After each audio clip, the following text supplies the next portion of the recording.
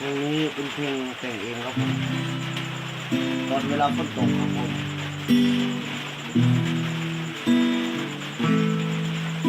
ชื่อเพลงว่าแสงเดือนหวั่นไหวเขียนเองครับผมอยากพัฒนา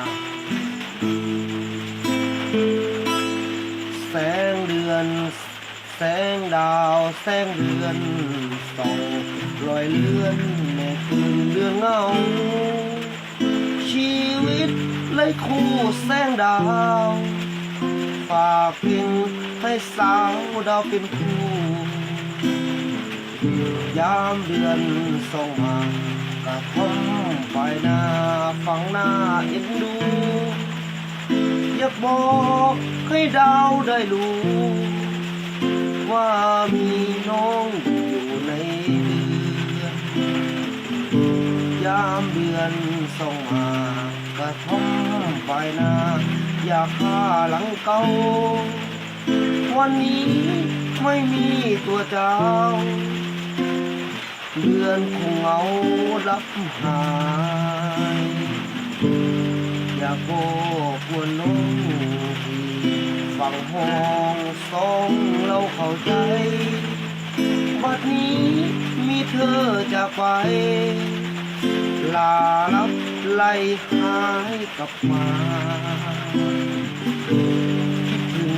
แก่เจ้าแม่เดือนดาวจะพี่อะไรคิดถึงน้องแทบขาดใจเจ้าไปไม่หวนคืนมา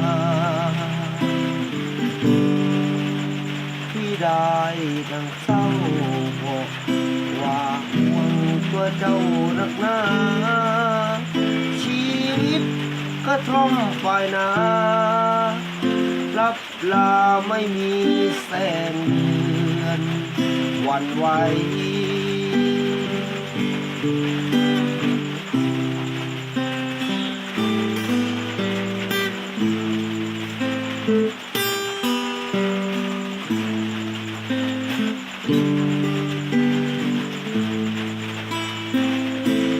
คิดถึงแต่เจ้าแม่เดือนดาวยามที่อะไรคิดถึงน้องแทบขาดใจเจ้าไปไม่หวนคืนมาพี่ได้คอยนั่งเศร้าบอกว่าตัวเจ้า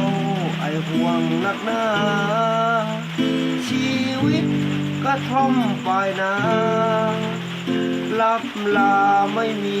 แสงวันไหว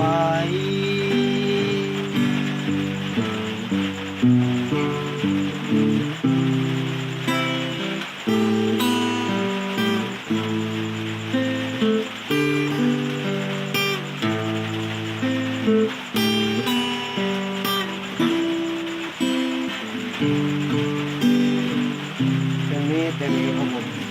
จากพัฒนาของผมเป็นเพลงแสงเดือนที่หวั่นไหวครับ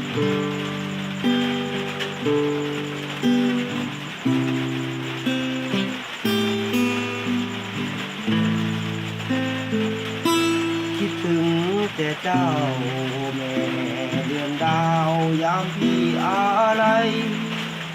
คิดถึงน้องแทบขาดใจเจ้าไปไม่หวนคืนมา